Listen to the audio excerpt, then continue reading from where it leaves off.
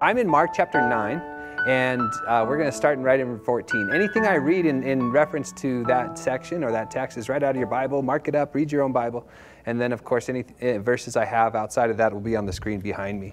But as I was going through this week, I thought, we all know those moments where we come down the mountain to the valley. I mean, last week we were talking about that mountaintop experience in which Jesus reveals himself in his divine glory from the top of the mountain, right? Like the disciples, the inner circle, those three, Peter, James, and John, they're up there on the mountain with Jesus, and they see him in all his splendor, right? The Father is there with them. Elijah and Moses is there with them. And Jesus is talking to them. Of course, we don't know from Mark what Jesus is talking to them about. But if we go to Luke, we find out Jesus is talking about his coming departure. And so they're there talking like this. You guys like conferences?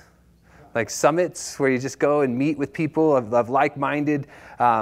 How many of you guys have ever gone to like youth camp or retreats in the first place? These great experiences where you just are so encouraged. And that's what's going on top of the mountain. Those mountaintop experiences where you're so encouraged by the people that are there, but you can't live there, right? In fact, Peter, James, and John, Peter speaks for him. He wants to stay there on the mountain. He says, it's good for us to be here. Let's build some booths so that we can stay here. But the Father comes, speaks through a cloud and says, no, this is my Son, whom I love. With him, I'm well pleased. And he told us, Jesus told us how we get to experience this mountaintop. It doesn't come through just staying on the mountain. It comes through defeat. Victory through defeat. That's what Jesus talks about in Mark chapter 8, that the Son of Man is going to be turned over to the religious leaders. He's going to be put to death and raised again 3 days. So we're going to get to that mountain. We want to be there in the glory of God. But in order for us to get there, we have to go through valleys, right? You can't stay on the retreats forever. You have to go through the valley. And so in verse 14, what we find is Jesus and his disciples are coming back to the valley. And let's read this story. Mark chapter 9, verse 14, here's what it says. When they came to the other disciples, they saw a large crowd around them, and the teachers of the law arguing with them. As soon as all the people saw Jesus, they were overwhelmed with wonder and ran to greet him. What are you arguing with them about? He asked. A man in the crowd answered, Teacher, I brought you my son who is possessed by a spirit that has robbed him of his speech. Whenever it seizes him, it throws him to the ground. He foams at the mouth and gnashes his teeth and becomes rigid. I asked your disciples to drive out the spirit, but they could not. You unbelieving generation, Jesus replied, how long shall I stay with you? How long shall I put up with you? Bring the boy to me. So they brought him with the spirit. When the spirit saw Jesus, it immediately threw the boy into a convulsion. He fell to the ground and rolled around, foaming at the mouth. Jesus asked the boy's father, how long has he been like this? From childhood, he answered. It has often thrown him into the fire and into the water to kill him. But if you can do anything, take pity on us and help us. If you can, said Jesus, everything is possible for the one who believes. Immediately the boy's father explained, I do believe. Help me overcome my unbelief. When Jesus saw that the crowd was running to the scene, he rebuked the impure spirit. You deaf and mute spirit, he said, I command you, come out of him and never enter him again. The spirit shrieked and convulsed him violently and came out. The boy looked so much like a corpse that many said he is dead. But Jesus took him by the hand and lifted him to his feet, and he stood up. It's the story we're going through. It's a valley experience. If last week was a mountaintop, this week is the valley. And you notice the mountain, that's where the glory of God is revealed. And in the valley, that's where the trials of life are, right? And that's the contrast, at least as I see this, the contrast between the mountain and the valley. On the mountain, the Father glories in his Son. But on the valley, the Father's terrified that his Son is being tormented by this impure spirit. On the mountain, the Jesus is glorified. But in the valley, well, this Son is being tortured. Right? And this is the way things are in the valley. And we'd like to live on the mountain. We'd like to go stay in the conferences. We'd like to just sit around with church people and always glory in the majesty of Jesus. But we can't live in the valley. We have to leave the mountain. We can't live in the mountain. We have to leave the mountain and go to the valley where those people that are hurting are. That's who Jesus has called the church to minister to, right? I mean, as people of God, we are called to represent Christ in the valleys of life, in the world. We're called to be a source of hope, just like this man hoped that when he brought his son to Jesus, he would be able to help. That's us. The church has been tasked with the ministry of reconciliation so that we might reconcile the world to God through what? The gospel, right? Well, that's our job. We can't just hang out on the valley, in the mountain. We have to come down to the valley where we can be about that ministry of reconciliation. And oh, how I want to stay on the mountain. You guys? Because the valley is hard. But that's where God has called us to. In fact, that's where we are today. When you walk out of these doors in the church, you're not walking onto a mountain where Jesus is exalted and glorified. You're walking into a valley where sometimes people like to push him down. We're walking into the valley where people are oppressed by, well, Mark might call them impure spirits, but by spirits of addiction and social issues. We go into the world and there are problems. Do you see them all around you? That's where Christ has called us to minister. That's where Christ has given us the ministry of reconciliation. Not on the mountain, but in the valley. And if you want to get to the mountain, Jesus says how? He says, anybody who wants to be my disciple must deny himself, take up his cross, and follow me. That's how we get to the glory of Jesus, is by giving our life up now. But don't be afraid, because whoever gives up their life, whoever loses their life for the gospel, for Jesus' sake, is going to gain it. Right? So it's by going through the valley that we get to the glory of God. And as we come to this story, we're going to find out some ways, some problems about living out this Christian life when it's difficult. What does it take to live out the Christian life in the valley? That's some things I want to point out tonight. And what I came up with is that in the valleys of life, it is important to be someone who is filled with the faith of Jesus and somebody who is dependent on prayer. Right? Like, just if you want to write that down, it's not my point, but it's one that you can hold on to as we go through the sermon.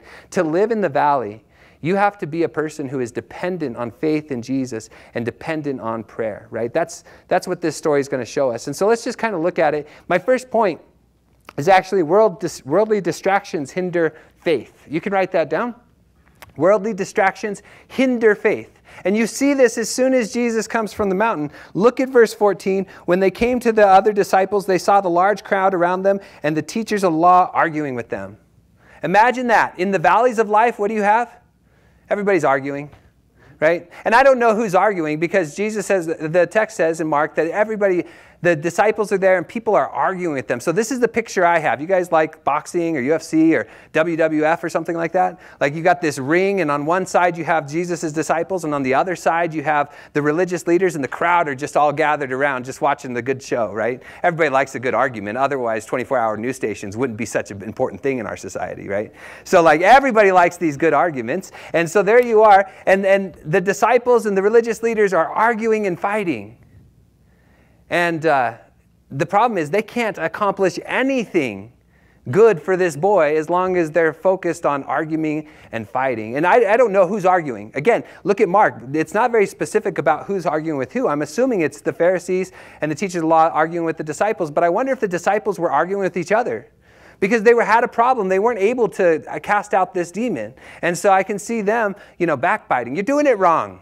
Right? Talking to each other, you're doing it all wrong. You got to try to cast out the demon this way, right? But do you notice the distraction? When Jesus comes down the mountain, he goes to the valley, and what he sees is arguments, complaints, fighting, just like our valleys in life, right?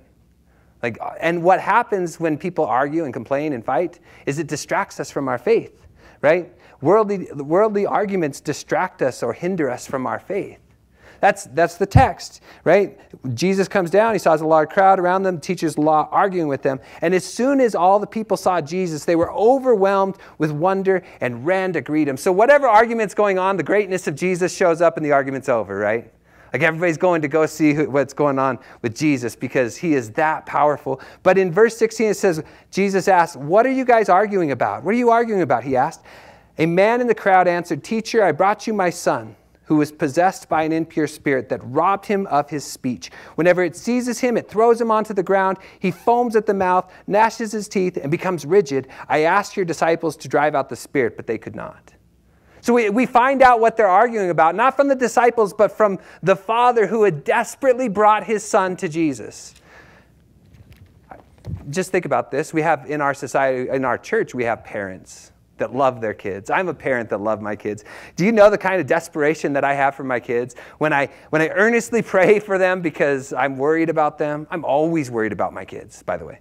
Like, people told me they'd grow up and it wouldn't be so bad. No, it gets worse because I lose all control. And if you don't know it, I'm a controlling person, right? And so it's not any easier, but I see the desperation of this father.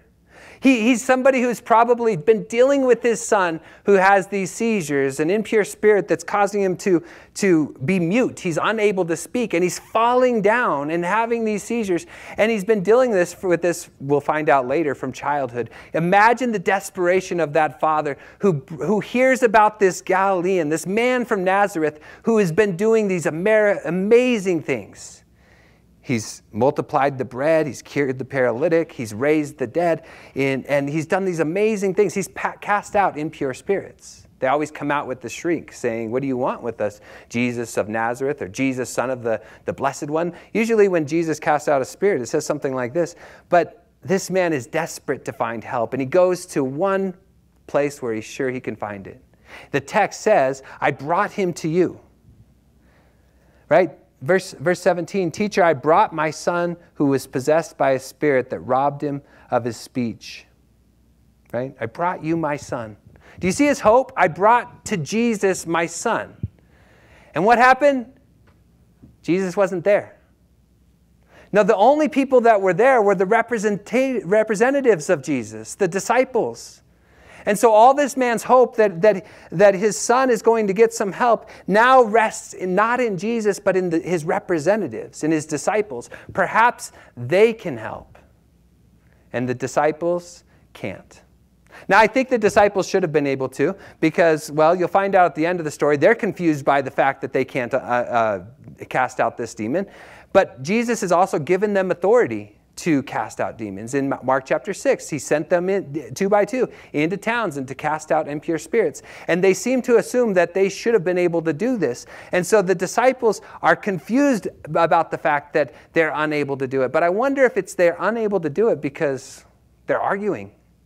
They're so caught up in the matters of the world that they get distracted by what's really important. Right? You ever been there? You see our church sometimes being there, so distracted in the worries of the world that faith gets lost. In fact, I'm saying faith gets lost because look at what Jesus says. He doesn't get mad at them for arguing. He says this, "You unbelieving generation." They lacked faith according to Jesus. The problem with this situation is that they are an unbelieving generation. They're so caught up in the problems of the world that they lack faithfulness. Now, we're going to find out later on, Jesus says this spirit can only come out by prayer. But do you notice how linked those two things are together, prayer and faith? In fact, that's how we grow faith, right? Having a lifestyle of prayer, we can grow our faith. But Jesus links this to faith. They're an unbelieving generation. And then he says this, "How long shall I stay with you? How long shall I put up with you? Bring the boy to me."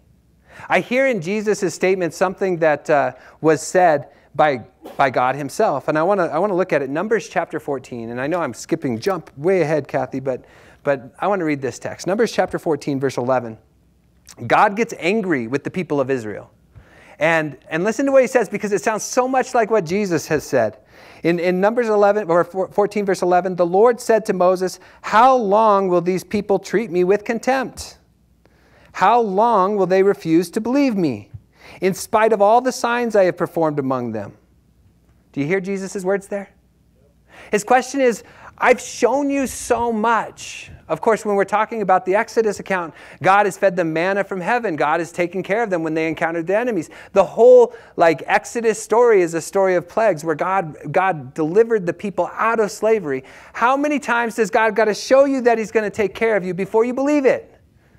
That's what God says to Moses. How much longer am I going to be able to put up with this unbelieving generation? And when Jesus sees that the disciples are too busy arguing and they're not able to help the man, he echoes God's words. And he says, "You unbelieving generation, how long am I going to put up with you? How long am I going to be around to put up with you?" See, you can't go through Mark without recognizing the power and authority of Jesus. The disciples should have known that God has power to release this boy of the spirit that is possessing him. They've seen him do it several times. The power is there, but it's the problem of faith and prayer amongst the people. And I think this is really important because in our world, we live in a time where Jesus is back on the mountain, right? He's on the throne right next to the Father. And that's where he dwells today. And so when he asked those disciples, how much longer am I going to be with you? He's pointing forward to the cross. There's going to be a point where Jesus encounters the cross, and then after that he's going to ascend to the Father. And now here we are in the valley of life, and Jesus is on the throne on the mountain, and we get too distracted to be of any power in our world. That's the problem that we could encounter. We get too distracted by the arguments and the other things that we lose track of faith. We forget that God has already demonstrated that he has the power to overcome the issues that we're going to face. Right? And it doesn't take a lot of faith, by the way. Just enough faith like a mustard seed, the tiniest of all seeds. Jesus says if you have faith like that, you can move mountains. But how do you nurture a faith like that when you're distracted by arguments, by fighting, by backbiting? Not just within the church, but within our world. And so as I think about this first point, my encouragement to you is to take a moment and let go of all the arguments of the world. Take a moment and let go of the arguments that's going on in your life and just be a person of faithful prayer. Trust God to overcome whatever it is you're arguing about because he has the power to do it. My second point is that relying on Jesus strengthens our faith. And I have to admit this is one of my favorite stories because I like the paradox of the man's faith. But he has to, whatever faith he has to be reliant on Jesus. And so in verse 20, they brought the son to Jesus, and when the spirit saw Jesus, it immediately threw the boy into a convulsion. He fell to the ground and he rolled around foaming at the mouth. Imagine that, that's a scary sight. Like we have a few people that I've seen fall over and just have seizures. You begin to panic until you get used to it, and then you stop panicking quite as much. But this father has grown up, or he's watched his son grow up, struggling with this issue. And when the impure spirit sees Jesus, it does something that impure spirits have not done throughout the Gospel of Mark. It makes the boy fall down.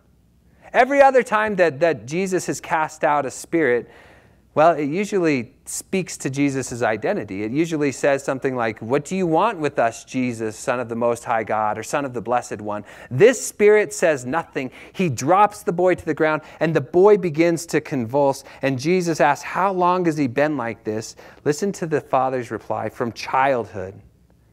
Could you imagine watching your children grow up with something like that? Not knowing what to do about it, how you can help them. Then without the use of modern medicine or explanations, you're just watching your son hopelessly fall to the ground and foam at the mouth. And it gets worse because the spirit actually tries to kill him. It often, in verse 22, it often throws him into the fire. I imagine this boy has burns all over his body. It often throws him into the water. How many times must he have almost died? But he says this, the father, listen to his words. "But if you can do anything, take pity on us." Now Jesus questions that and says, "If you can?" How many people have the "if you can" kind of faith? And you could admit it because I do, right? I have the "if you can" kind of faith. This man has maybe some right to have a little bit of doubt in his faith. Now let me just tell you something about faith in the first place. I think faith and doubt are linked together. There's no way to escape the two, right? Because anything that you have faith in requires some kind of risk, right? If there was no risk to faith, then it wouldn't be faith. I mean, you'd just be fact, I guess, right? But Paul, when he describes faith, he says it's the assurance of things hoped for and the certainty of things that we can't see. So obviously it has an element of hope, right? And it has an element of things you can't see. That's a risk, right? And anytime you have risk, there's the doubt that creeps in that says you might be wrong. This may not be able to work out. And I see where this man's doubt would grow based on this situation, because he said to Jesus, I brought my son to you. And his disciples were too distracted to be able to help. They weren't able to do anything for the boy. And so you could see how maybe his faith had been cracked just a little. And he doesn't doubt, at least when I read the text, he says, if you can, take pity on us. He doesn't doubt Jesus' desire to help. He doubts his ability to help. Because when he took him to Jesus, his representatives could do nothing about it. And Jesus steps on that and says, if you can. The if is in the wrong place, by the way. I would put the if on the other sentence, because Jesus says this in the next sentence. He says, if you can, everything is possible with one who believes. What if we said it like that? If you believe, everything is possible. That's how Jesus says it. If you have faith like a mustard seed, you can say to this mountain, move, and it will move. That's the kind of faith. And it's about having faith in the right source. Jesus is the source of this man's faith. And so, like, there we are so often in the if you can type of faith. Because all faith, well, it has an aspect of doubt, but we can't allow that doubt to go to despair. See, that's the man was in danger of giving up completely. Nobody can help. I might as well just give up. There's nothing I can do. That's not faith. There's the mustard seed faith that might say, if you can, take pity on me. Jesus will even get angry with that, but despair is a whole nother problem, because people give up all hope, right? Stay away from despair. Immediately the boy's father, this is verse 24, explained, I do believe. Help me overcome my belief. Does that sentence make any sense to you? But it does. It is like a sentence that just doesn't make sense if you read it, but it does make sense if you feel it. I do believe. Help me overcome my unbelief. We live in that paradox so often, where we can have faith but struggle with doubt. I was reading about people who climb telephone poles. Anybody ever do that? As like, you're supposed to have the right equipment, by the way. And the right equipment is spiked shoes so that you can cling on to the pole, and a belt that wraps around the pole and then around your waist. Now here's the thing. In order to stay connected to that pole, you have to lean back. Now think about that for a second. It seems counterintuitive. I believe that if I'm going to hold on to this pole, I better hold on tight, right? But no, if you hold too tight to that pole, you'll actually slide down. In order to stay tight to that pole, you have to push against it and lean back on that belt. I can understand if I was doing that, where I'd say, I believe this belt is going to hold me, but help me to overcome my unbelief. Because at some point, I actually have to lean back. And I don't want to lean back because it's an uncomfortable feeling. I do believe. Help me overcome my unbelief. And you know what it is?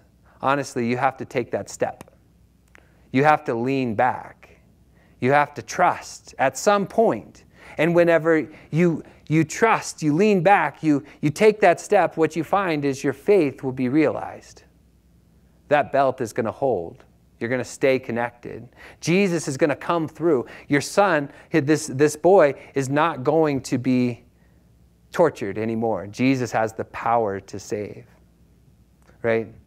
Help me overcome my unbelief. Faith in Mark has been somewhat interesting, because faith is one of those important things. We have to have it. Do you agree? Like, in fact, Jesus' statement as he goes out, his first gospel message, the kingdom of God is near or at hand, repent and believe. Do you know, believe is just another word for faith? The same word in Greek, actually. That's your response to Jesus' kingdom message. Repent and believe. The next time faith comes up in Mark is when Jesus heals the paralytic, and he sees the men's faith, the friends who lowered the man down on the mat. He sees their faith and he heals the man. But before he does that, he says, son, your sins are forgiven, which ticks off the religious leaders. We talked about that when we were there, right? Like Mark chapter 2. But it was faith. Jesus responded to their faith with a blessing. The next time we saw faith in the Gospel of Mark is whenever it can, like Jesus questioned the disciples' fear. They're out there on the boat and the water's coming and the wind is blowing and the water's spilling over the side, and they wake up Jesus and they say, "Don't you even care that we're about to die?" And Jesus says, "Why are you afraid? Don't you believe?" I think I'd answer Jesus like, "Yes, I believe. Help me overcome my unbelief." I mean, the water's creeping over the sides here, Jesus, right? Help me overcome my unbelief. Then another time we see faith, it's the widow who's been bleeding, subject to bleeding for 12 years. She reaches out and touches the hem of his garment. Jesus says to her, "Your faith has healed you." And then Jairus, the synagogue leader's daughter, dies during that whole thing. And Jesus says, "Don't be afraid, just believe." So faith is extremely important in the Gospel of Mark, but Jesus Jesus has so much of it, his is never in doubt. Because he never has to, Jesus isn't dependent on faith to perform miracles. In fact, he's performed miracles when he's not even in the room. He said to the woman, "Go home, your daughter is well." We don't know anything about the daughter's faith. So Jesus is not dependent on faith in order to provide the miracle, but it seems like his disciples are, right? It seems like his disciples can't accomplish much when they're not dependent on the faith and they're too busy wrestling with the problems of the world. They can't accomplish much. So as we consider this point, I think we can understand the Father's words, but maybe we should be challenged by them. We do believe, help me overcome my unbelief. I think that's one of those things that we could hold on to. Look what happens in verse 26. The spirit shrieked, convulsed him violently, came out. The boy looks so much like a corpse that many said he is dead. I want you to read this language because if you have one of those older traditional Bibles, it actually says it looks like he's dead. But then Jesus takes him by the hand and raised him up. Now the NIV changes it. It says he looks like he was dead. But Jesus took him by the hand and lifted him up to his feet, and he stood up. But there's resurrection language. The Greek is he raised him up. So here's this boy who looks like he's dead, but because of Jesus, he's taken by the hand and raised up to life. That's what faith can accomplish. And so as I think about this point, I would just encourage you, even when you have that mustard seed faith, just rely on Jesus. I do believe. Help me overcome my unbelief. Lean back. Trust him, and he'll catch you. Third point is that faith is dependent on prayer. And this is really interesting because you get to the end of this story. This is verse 28. You get to this end of the story, and the problem is the disciples are confused. Why weren't they able to help the boy? Now, obviously, they assumed that they would have had the power to, and Jesus had given them the power to in Mark chapter 6. And so in verse 28, it says, after Jesus had gone indoors, his disciples asked him privately, why couldn't we drive it out? He replied, this kind can come out only by prayer. It's so interesting because faith is not referenced at all. The entire story from Jesus saying, you unbelieving generation, a reference to faith. Jesus, the man's response, I do believe, help me overcome my unbelief. The themes of this story have revolved around faith. And now Jesus ends it by saying, no, you couldn't help the boy because this kind of spirit is dependent on prayer. Like in order to cast out this spirit, it's dependent on prayer.